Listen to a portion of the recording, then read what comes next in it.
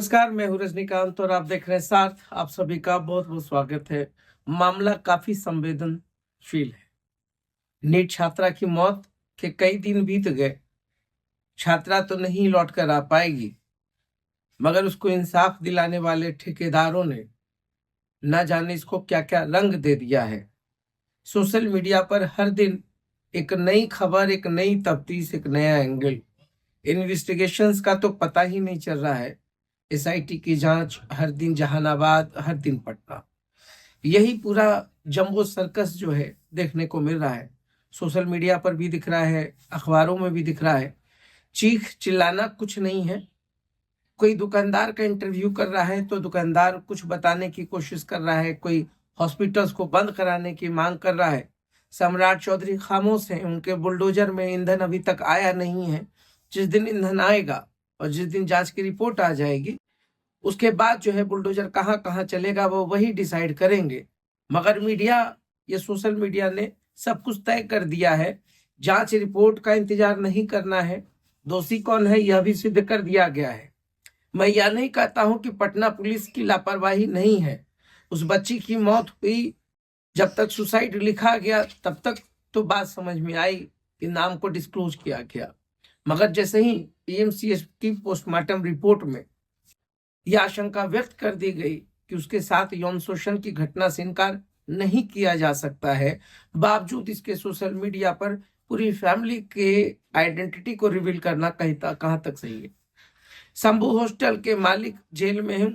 अभी कुछ दिन और मनीष को वहां पर इंतजार करना होगा।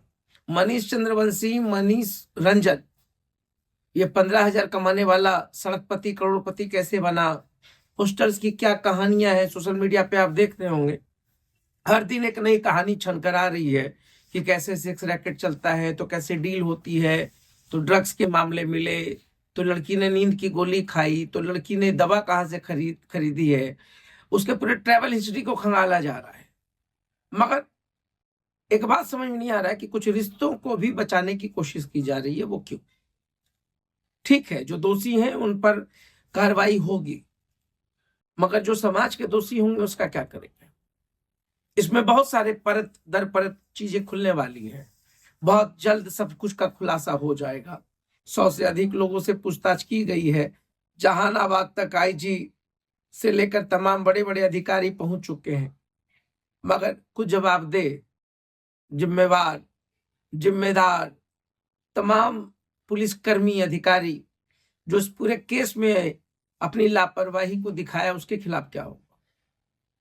क्या पटना पुलिस के आला अधिकारी, जिन्होंने महज एक रिपोर्ट पर तमाम चीजों को समेट कर मीडिया के सामने परोस दिया और रख दिया, आप कैसे इतने संवेदनहीन हो सकते हैं? 3 दिनों तक न कोई जांच, न कुछ। अभी बिहार पुलिस में जो नए पदाधिकारी आ रहे हैं, चाहे ऊपर लेवल हो या दरोगा हो, सबकी ये कहानी। कभी पसीना बहाया नहीं ना, कभी वर्दी को या उसकी मॉरल वैल्यूज को या उसके एथिकल वैल्यूज को समझना चाहिए। आपसे समाज न्याय मांगता है। बड़े बड़े नेशनल चैनल पे चल रहा है एएसपी, एसपी और थाना प्रभारी के ऊपर कि इन लोगों ने अपनी कर्तव्य को ठीक से नहीं निभाया। तो मेरा भी ये मानना है, मेरा भी ये पक्ष है कि आप संवेदनहीन ना होते, थोड़ा सीरियसनेस दिखाना चाहिए था। अब सेफ हाउस है, अब उस सेफ हाउस का क्या होगा? अब इस एसआईटी की जांच में बहुत चीज निकलने वाला है।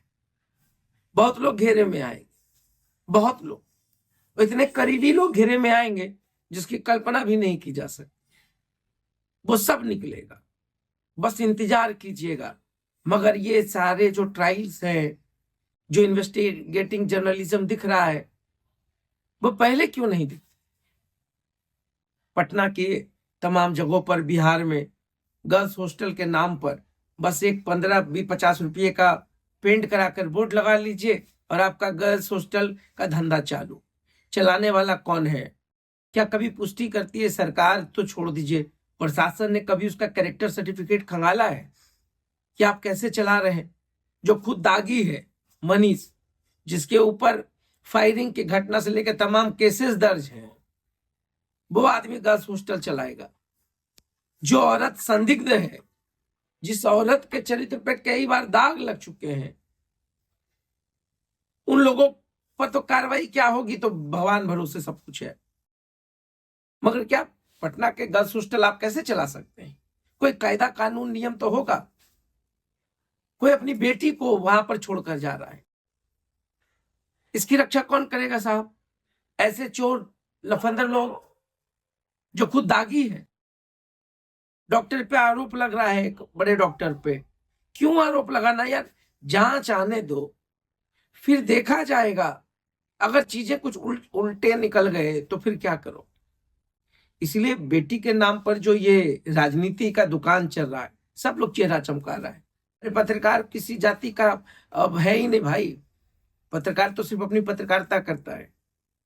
ठीक है, किसका सॉफ्ट कॉर्नर किसके साथ है वो एक अलग मुद्दा है, मगर इन तमाम चीजों पर राजनीति नहीं होनी चाहिए। बेटी वो ऊपर से अब नहीं आ पाई, मैं कम से कम उसके इंसाफ को तो सही दिशा में जाने दीजिए। और जिसने भी लापरवाही की है पुलिस की ओर से, उस पर भी कार्रवाई होनी चाहिए। थोड़ा सबक, थोड़ा तंबी जरूरी है।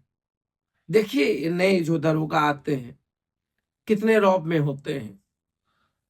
लगता है कि बस अब दुनिया में इससे बड़ा डिग्री और इससे बड़ा वर्दी का जो रौब है, एक बहुत बड़ा ब्रह्मास्त्र मिल गया है, चलाते रहो। तो हम लोग सब कुछ देखेंगे, मगर हम कहेंगे कि एसआईटी पे थोड़ा सा ठहर जाइए, जांच आने दीजिए। किसी के ऊपर इतना ज्यादा हावी होना भी बहुत ठीक नहीं है, मगर लापरवाही हुई है तो देखते रहिए साथ। बहुत बहुत धन्यवाद।